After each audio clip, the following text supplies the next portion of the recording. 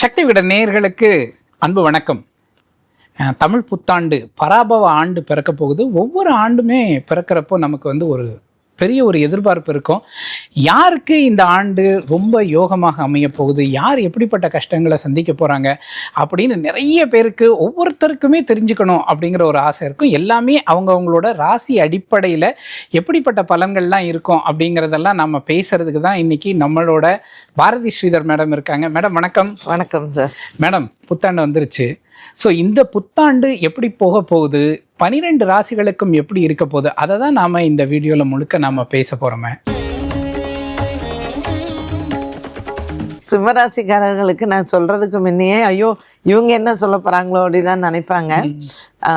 சிம்மராசிக்காரர்களுக்கு இப்போ ஆல்ரெடி அஷ்டம சனி போய்கிட்டு இருக்கு. ராசியில் கேது இருக்கார்.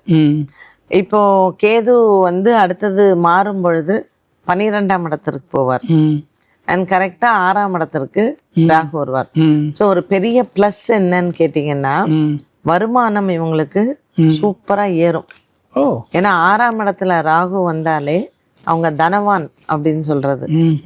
அப்போ பொருளாதாரம் எப்போ ஒரு மனிதனுக்கு நல்லா கூடுதோ அவங்களுக்கு ஓரளவுக்கு கவலைகள் கம்மியாகும்.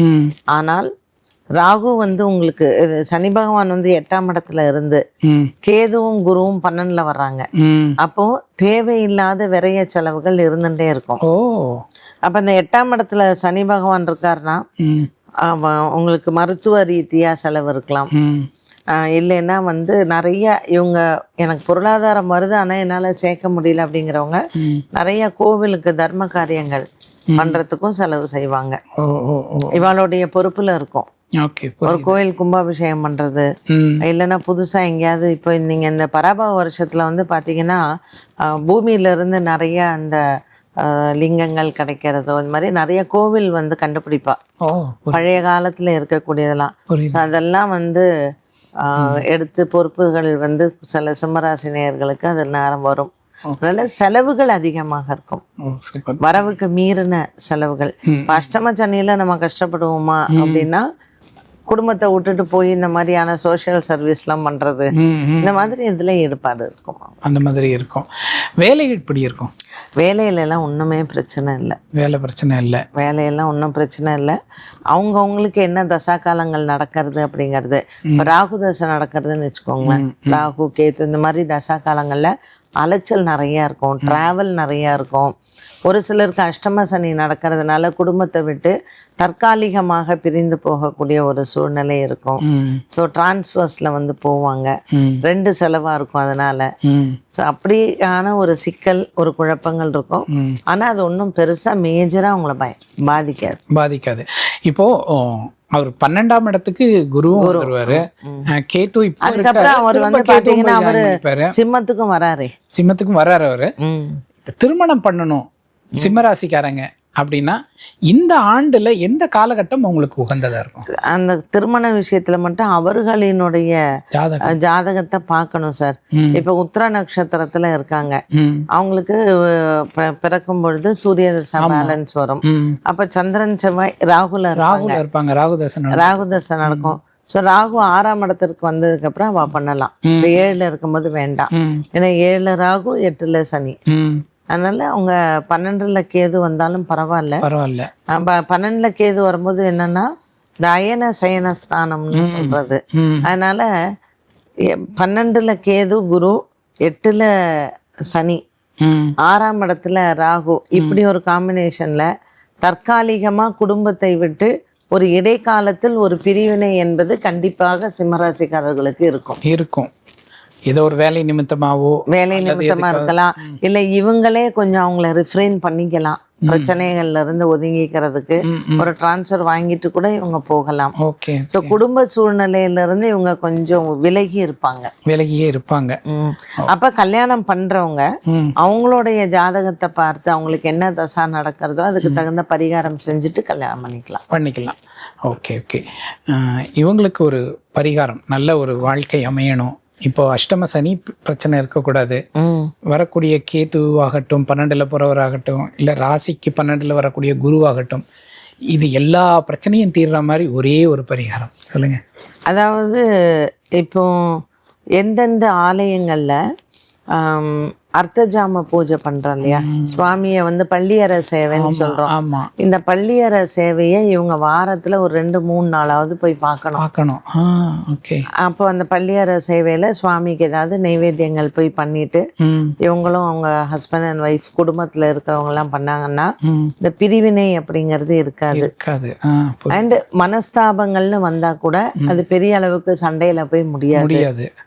இது மாதிரி பள்ளியறை சேவை இருக்கக்கூடிய ஆலயங்கள் இவங்க தேடி போய் பண்ணணும். சில கோவில்கள்லாம் இவங்க வீட்டு பக்கத்துலேயே சின்ன கோவில்கள் இருக்கும், அதுல வந்து புஷ்ப கைங்கரியம் பண்ணலாம். டெய்லி சுவாமிக்கு பூ வாங்கி கொடுக்கறது அந்த மாதிரி. அதே மாதிரி திருச்செந்தூர்ல வள்ளிக்கு வந்து இந்த வைகாசி மாசத்துல ஒரு சில மாதங்கள்ல பிச்சி பூலையே பாவாடை சாத்துவாங்க.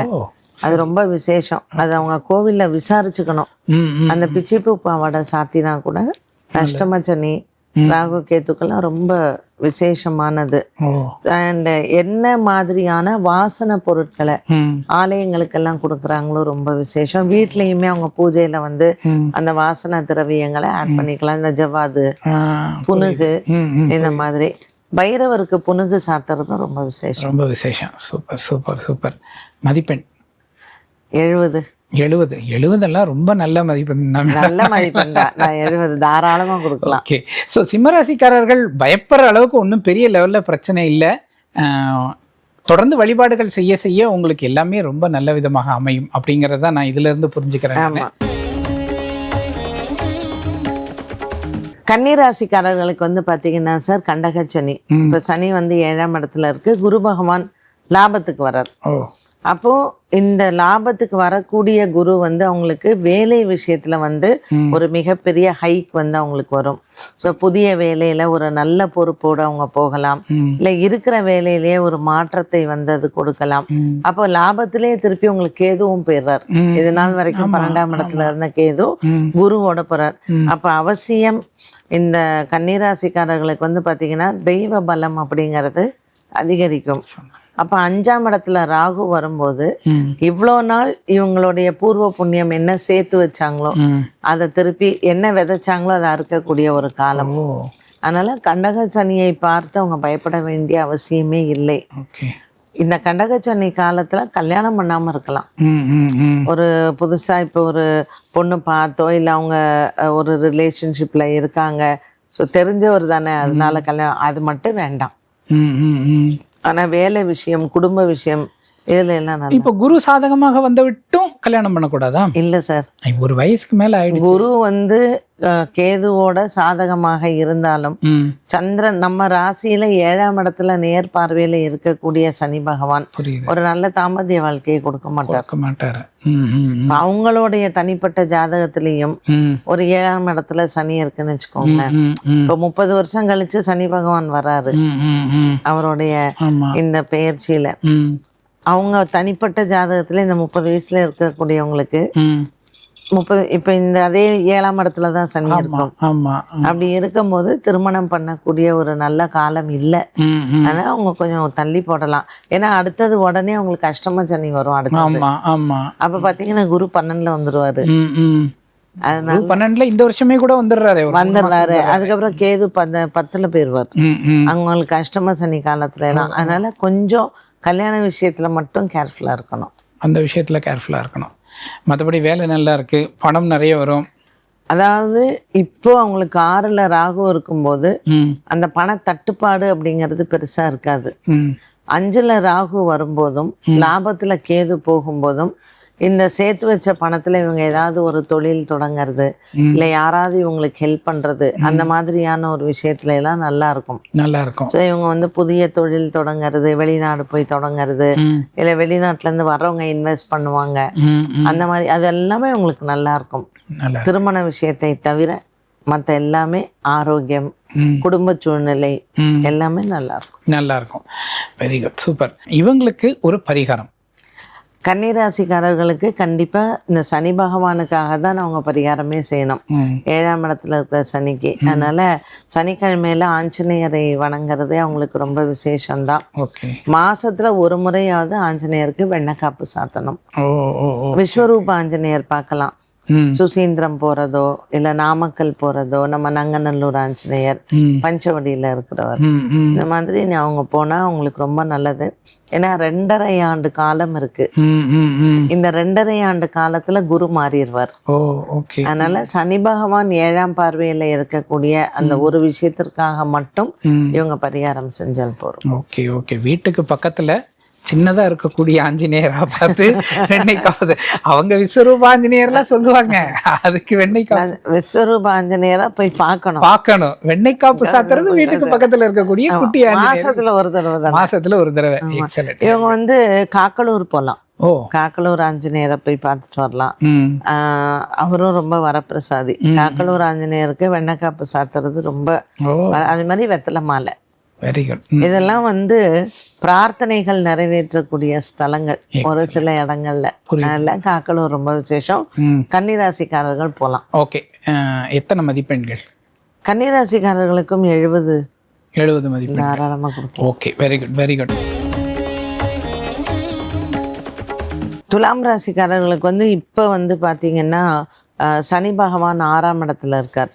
ஸோ சஷ்டம சனி கண்டிப்பாக வருமானம் வரக்கூடிய ஒரு காலகட்டம். ஏன்னா அவங்களுக்கு ஏற்கனவே பாக்கியத்தில் குரு பகவான் இருக்காரு, லாபத்தில் கேது.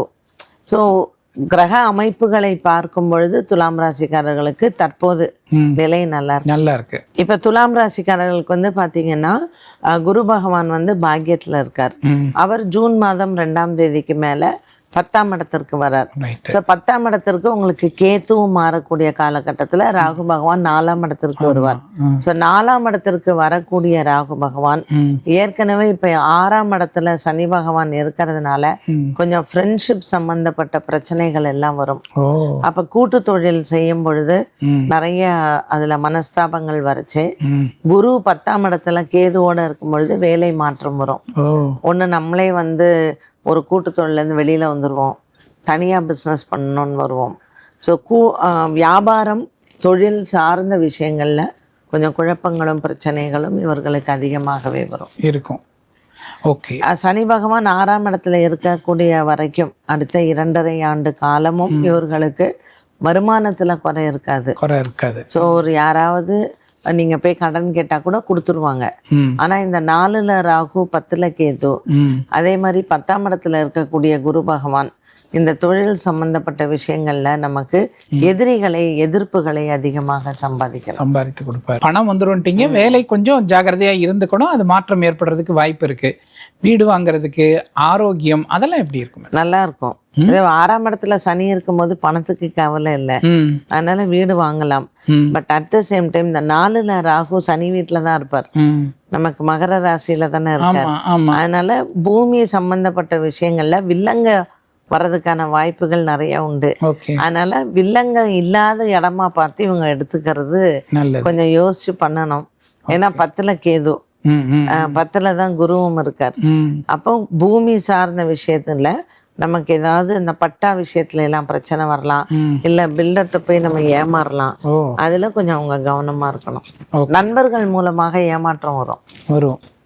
ஏன்னா நம்ம எல்லாம் இப்ப சொல்லுவோம் பாத்தீங்கன்னா, எனக்கு ரொம்ப வருஷம் தெரிஞ்சவர் இவர் ஏமாத்துவாரான்னு நான் நினைக்கவே இல்லைன்னு. அந்த மாதிரி இப்ப துலாம் ராசிக்காரர்கள் கொஞ்சம் கவனமா இருக்கணும். ஆக்சுவலா துலாம் ராசிக்காரர்களுக்கும் குரு பகவான் ஒரு பீரியட்ல 11ல வர்றாரு. கொஞ்சம் ஒரு 3 மாசம் அக்டோபர், நவம்பர், டிசம்பர், ஜனவரி. 4 மாசம். ஒரு அவ்வளவுதான். அப்போ அந்த சமயத்துல இவங்க ரெஜிஸ்ட்ரேஷன்லாம் வச்சுக்கலாம்.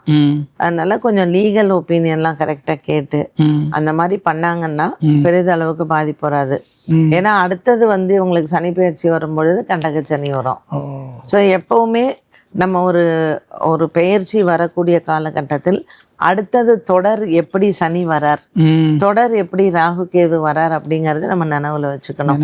இப்ப செய்யக்கூடிய ஒரு விஷயம் பின்னாடி பிரச்சனைக்கு உள்ளாக்கும், அதை நினைவுல வச்சுக்கணும். வச்சுக்கணும். சரி, துலாம் ராசிக்காரர்களுக்கு ஒரு வழிபாடு இல்லைன்னா ஒரு பரிகாரம்னா என்ன சொல்லுவீங்க? துலாம் ராசிக்காரர்களுக்கு இந்த 4ல் ராகு 10ல் கேது இருக்கிறதுக்கும் 10ல் குரு இருக்கிறதுக்கும் கண்டிப்பாக இவங்க வழிபாடுகள் நவகிரகத்துல வந்து செய்யணும்.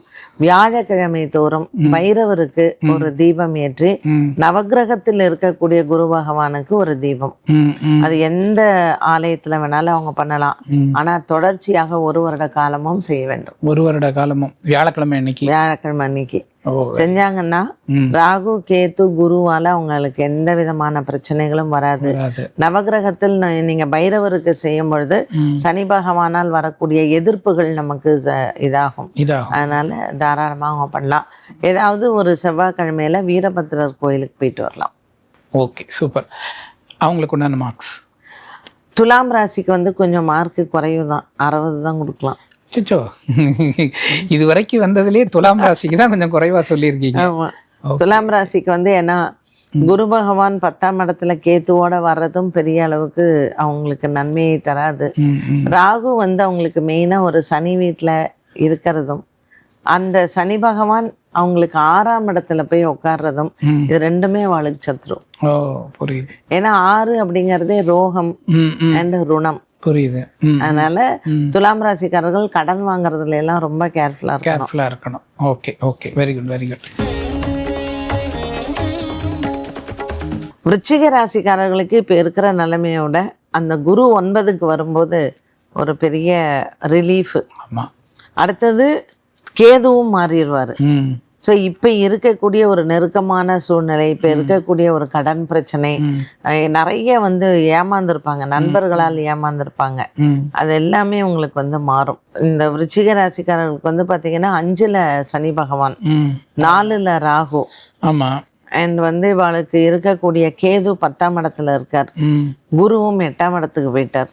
அதனால தனக்காரக்கன் குடும்பக்காரக்கனான குரு பகவான் 8ஆம் இடத்துக்கு போகும் பொழுது குடும்பத்தாரே அவளுக்கு எதிர்ப்பாதான் இருப்பா. எதுவுமே இவங்க நினைச்ச மாதிரி நடக்கவே நடக்காது. பொருளாதாரமே இவங்க நினைச்ச மாதிரி இருக்காது. ஸோ எம்டி ஹேண்டடாக தான் இருப்பாங்க. இதுக்கு மேலதான் இவங்களுக்கு எல்லாம் ஃபில் ஆகணும். இதுக்கப்புறம் தான் இருக்கு. சரி, மெயினா குரு பார்வையே இல்ல, குரு மறைஞ்சிருக்கிறாரு, குரு வந்துட்டாருனாலே ஓரளவுக்கு அவங்க சரியாயிடும். அது மட்டும் இல்ல, ராகுவும் கொஞ்சம் மாறுறாரு இல்லையா. இது நாள் வரைக்கும் அவங்களுக்கு இருக்கக்கூடிய நட்புகள் சரியில்லாமல் இருக்கும். இந்த நட்புகளால் பல அவமானங்கள் இதெல்லாம் இப்போ எதிர்பார்த்து நடந்திருக்கும். நிறைய கோர்ட்டு கேஸ் வழக்கு இதெல்லாம் போயிருப்பாங்க. ஏன்னா புதன் ராகு செவ்வாயே இப்ப உங்களுக்கு நல்லா இல்லையே, அங்கேயே இருக்காங்க 1.5 மாசமா. விருச்சிக ராசிக்காரர்களுக்கு வாயை திறந்து சொல்ல முடியாது, கழுத்து வரைக்கும் இருக்கும். சரி நடக்கட்டும் அப்படின்ட்டு அமைதியா இருப்பாங்க. அப்படி பாத்தீங்கன்னா இப்ப நம்ம சில அரசியல்ல இருக்கக்கூடிய நம்ம பாரத பிரதமருக்குமே அவரும் விருச்சிகம் தானே. 4ல் புதன் ராகு கேத்துவெல்லாம் இப்ப கோச்சாரத்துல பாத்தீங்கன்னா ஏதோ பிரச்சனைகள் முடியும் அப்படின்னா ஏதோ ஒண்ணு தொடர்ந்துகிட்டே இருக்கு இல்லையா.